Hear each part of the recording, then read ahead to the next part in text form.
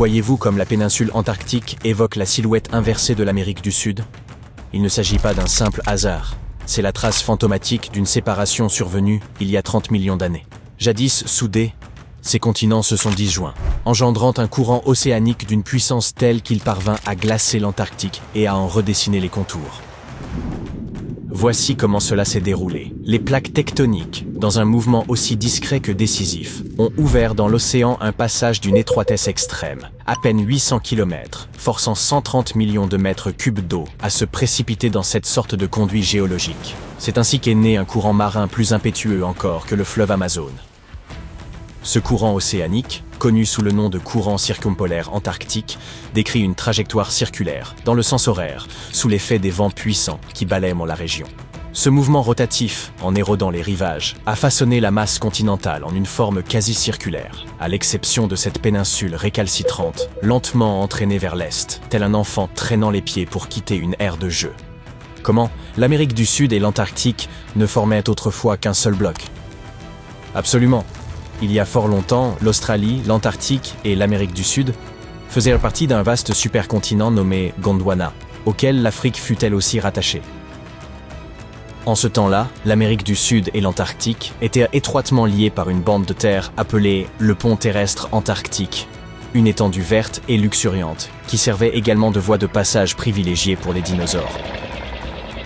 Oui, vous avez bien entendu, des dinosaures. Un spécimen vieux de 95 millions d'années, dont le nom m'échappe, Diamantinosaurus matildae, a été mis au jour en Australie. Les scientifiques ont établi qu'il était en réalité un lointain cousin du Sarmientosaurus argentin. Même structure mandibulaire, même dents taillées comme des burins, même caractéristiques en tout point. On dirait des jumeaux séparés par les flots. Comment cela se fait-il? Parce qu'à cette époque, l'Antarctique n'était nullement un désert de glace, mais une forêt tempérée, semblable à l'Oregon, offrant un itinéraire tout à fait praticable pour une famille de dinosaures en migration. Mais ce pont terrestre ne servait pas qu'aux dinosaures. Il y a environ 40 millions d'années, les ancêtres des marsupiaux australiens quittèrent l'Amérique du Sud pour rejoindre ce qui allait devenir leur terre d'adoption, en passant par l'Antarctique, une preuve supplémentaire que ces terres étaient jadis reliées. Le calme régna ainsi, du moins un certain temps, pour les dinosaures comme pour les marsupiaux, jusqu'à ce que la croûte terrestre entre en mouvement. C'est ce phénomène qu'un savant allemand désigna en 1912 comme la théorie de la dérive des continents. Ce chercheur, en observant la côte sud-américaine, s'exclama en substance « Tiens, cette forme semble pouvoir s'imbriquer dans celle de la côte africaine ». Tel un Sherlock Holmes de la géologie, il remarqua ce que nul n'avait relevé avant lui. Les continents formaient autrefois les pièces d'un puzzle planétaire plus vaste. Et il avait vu juste. En vérité, la Terre se compose de plusieurs couches de roches et de métal, à l'image d'un oignon cosmique. La couche externe, appelée lithosphère, est fragmentée en plaques tectoniques solides, qui glissent lentement sur une couche inférieure plus molle et partiellement fondue, comme si elle dérivait sur une surface verglacée. C'est ce qui permet aux plaques de se mouvoir. Depuis des milliards d'années, elles remodèlent peu à peu la surface terrestre, dans un cycle perpétuel de formation et de dislocation des supercontinents, comparable à un lent balai de collision. Ce mouvement reste imperceptible à l'échelle humaine, la plupart des plaques ne progressant que de 0 à 10 cm par an. Exception faite de la plaque de Nazca, qui atteint 20 cm, soit la vitesse de croissance de vos cheveux. Mais ne vous laissez pas duper par cette lenteur apparente. Ces masses en déplacement sculptent littéralement notre monde.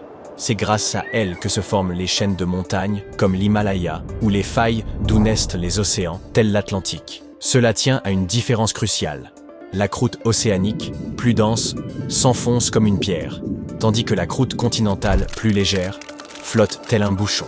Sans ce contraste de densité, les continents n'existeraient encore pas, et notre planète serait recouverte de mers peu profondes.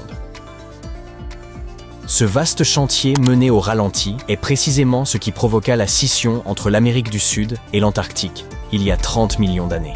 À cette époque, les plaques situées sous ces continents entamèrent une lente dérive opposée, selon un phénomène connu sous le nom d'extension crustale. Imaginez la lithosphère comme une pâte à pizza étirée jusqu'à devenir si fine qu'elle se rompe. À mesure que la croûte terrestre s'étirait, elle s'affinait, jusqu'à se craqueler comme le fond desséché d'un lac. C'est ce lent processus de séparation qui permit l'apparition d'une nouvelle plaque tectonique, la plaque Scotia, née entre les deux continents, tel le médiateur de ce divorce géologique. Pendant un temps, certains fragments de cette plaque demeurèrent émergés, ultime vestige du pont terrestre antarctique, un peu comme ce fil unique qui subsiste entre deux pans d'un vêtement après la rupture d'une fermeture éclair. Il est probable que ces dernières attaches aient survécu sous forme d'archipel, mais à l'instar de ce lien textile voué à céder, la connexion entre les continents ne pouvait durer éternellement. Cette plaque, modeste en taille mais décisive, a fini par sceller définitivement le destin du pont terrestre. Elle aussi était en mouvement, comme toutes les autres. En s'élargissant vers l'est, elle a ouvert ce que l'on nomme aujourd'hui le passage de Drake, recouvrant peu à peu les terres émergées de l'Antarctique d'une couche océanique. Ce phénomène évoque les portes d'un ascenseur que l'on écarte lentement. D'abord une simple fente, puis une ouverture grandissante, jusqu'à la rupture totale du lien continental. Cette séparation eut des effets spectaculaires. Grâce au passage de Drake nouvellement formé, le courant circumpolaire antarctique put émerger, traçant une boucle continue d'eau glacée qui isola le continent, redessina ses contours et contribua au refroidissement du globe. Ce courant agit comme un rempart ceinturant l'Antarctique, repoussant les eaux plus chaudes et les espèces invasives, tout en jouant un rôle clé dans la régulation du climat mondial. Progressivement, l'Antarctique s'est figé en une immense chambre froide, recouverte à 98% de glace et renfermant près de 61% de l'eau douce sur Terre. Aujourd'hui, ce continent se distingue comme le plus froid, le plus aride et le venteux de la planète.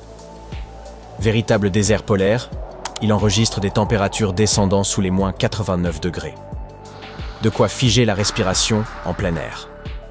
L'épaisseur de la glace y dépasse fréquemment le kilomètre.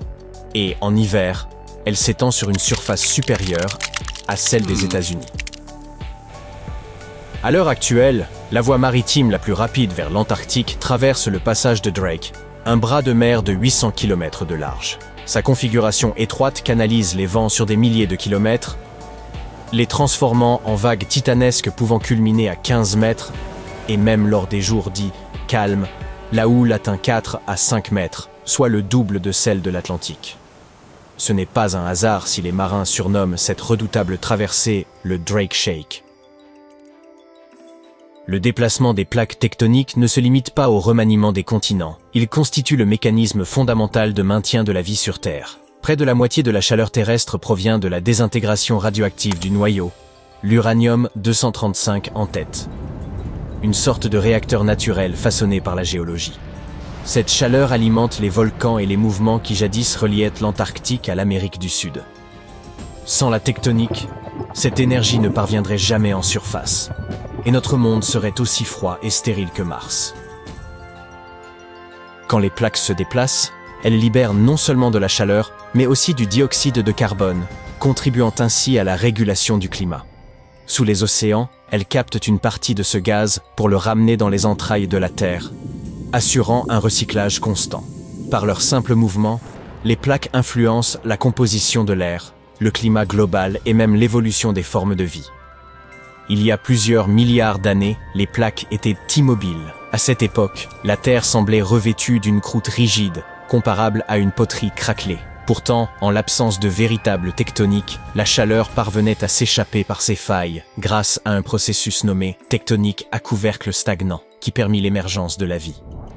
Il serait erroné de penser que la tectonique appartient au passé. Les séismes en sont la manifestation actuelle, et ils pourraient un jour annoncer un retour de cette activité à une échelle bien plus colossale. La formation d'un supercontinent, tel que la Pangée, exige que de vastes plaques terrestres s'enfoncent sous d'autres. Or, selon les projections scientifiques, un scénario similaire pourrait aboutir, dans 250 millions d'années, à la naissance d'un nouveau supercontinent baptisé Pangaea Proxima. À cette époque, l'humanité pourrait avoir disparu ou s'être établie sur Mars, mais la chorégraphie des plaques se poursuivra, imperturbable. Un véritable exploit pour un phénomène plus lent qu'un embouteillage. Autrefois, l'Antarctique et l'Amérique du Sud formaient un tandem indissociable, jusqu'à ce qu'un bouleversement tectonique ne brise ce lien, glaçant littéralement l'un des deux. Aujourd'hui, il s'observe de part et d'autre du passage de Drake, en chien de fusil, des ex typiques en somme.